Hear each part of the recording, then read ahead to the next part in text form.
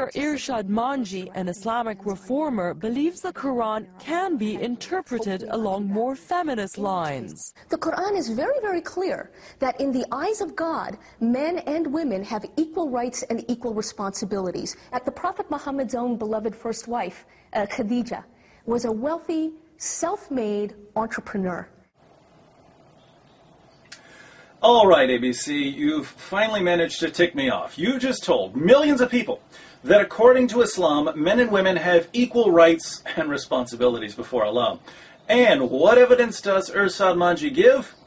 She says that Khadija was a wealthy, self-made entrepreneur.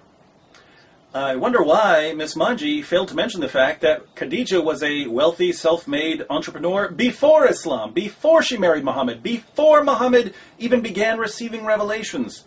In other words, if Khadija's social status is evidence of equality between men and women, it would be evidence of equality between men and women in pagan Mecca, before the rise of Islam. But ABC News doesn't tell us any of that. All we get is the misrepresentation.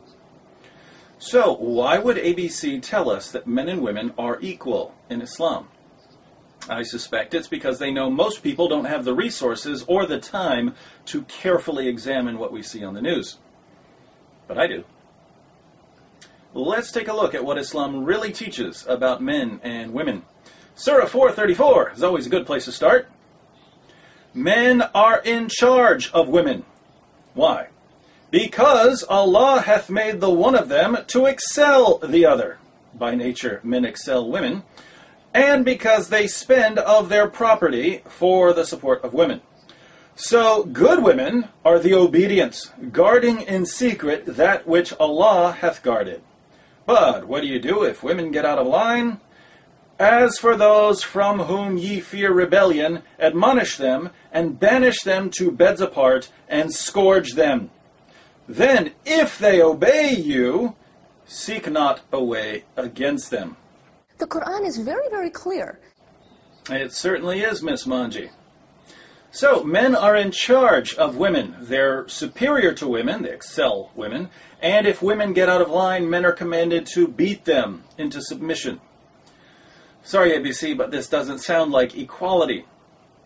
Nor is there equality when it comes to how many marriage partners a person can have. Surah 4:3 says, "And if you fear that you shall not be able to deal justly with the orphan girls, then marry other women of your choice, 2 or 3 or 4. Yes, you heard that correctly. Muslim men can marry up to 4 women. Can Muslim women marry up to 4 men? No. Is this what you call equality, ABC? We should also note that Muslim men can have more sexual partners than just their 4 wives. Muslim men get to have sex with their war captives and slave girls, those whom their right hands possess.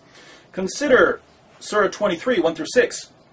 The believers must eventually win through, those who humble themselves in their prayers, who avoid vain talk, who are active in deeds of charity, who abstain from sex, except with those joined to them in the marriage bond, or the captives whom their right hands possess, or in their case they are free from blame."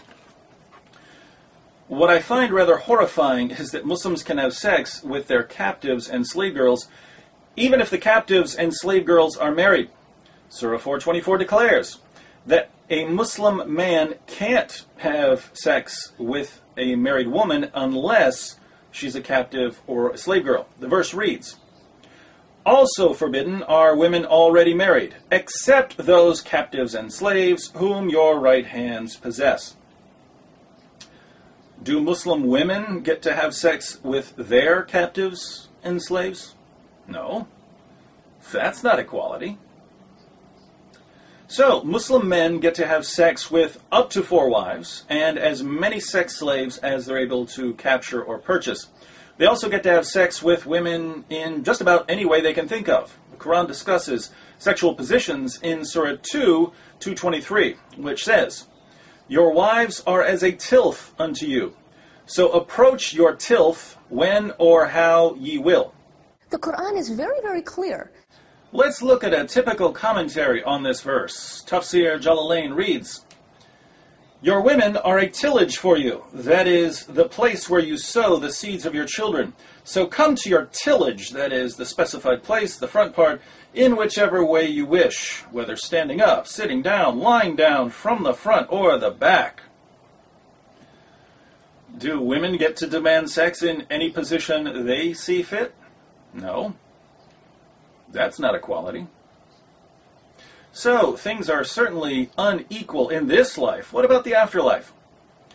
In our video exposing the raisins myth, we saw that in paradise, Muslim men will receive a number of huris, large-breasted virgins who are made to be the ultimate sex slaves. Will women receive huris? No, they'll continue being the wives of Muslim men.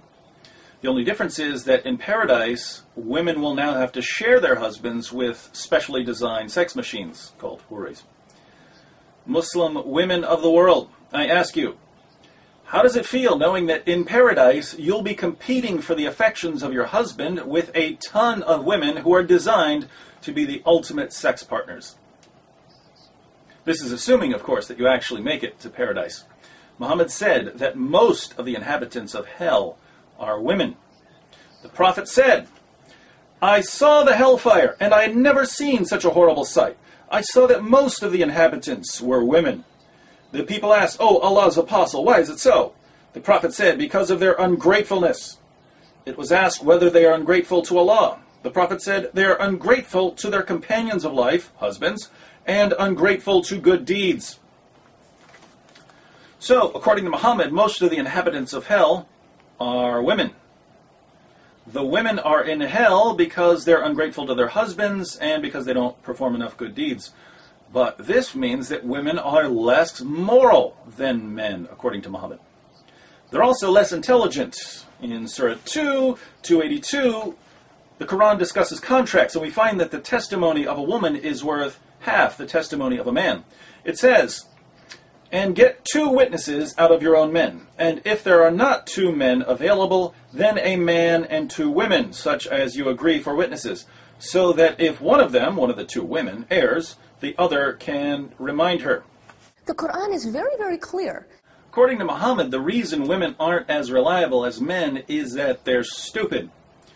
The Prophet said, isn't the witness of a woman equal to half of that of a man? The women said, yes. He said, this is because of the deficiency of her mind. Let's read a final passage that combines the lack of intelligence and the lack of good morals aspects of women. Muhammad said, O womenfolk, you should give charity and ask much forgiveness, for I saw you in bulk amongst the dwellers of hell. A wise lady among them said, why is it, Messenger of Allah, that our folk are in bulk in hell? Upon this, the Holy Prophet observed, you curse too much and are ungrateful to your spouses. I have seen none lacking in common sense and failing in religion, but at the same time robbing the wisdom of the wise, besides you. Upon this, the woman remarked, what is wrong with our common sense and with our religion? He, the Holy Prophet, observed, your lack of common sense can be well judged from the fact that the evidence of 2 women is equal to 1 man. That is a proof of the lack of common sense.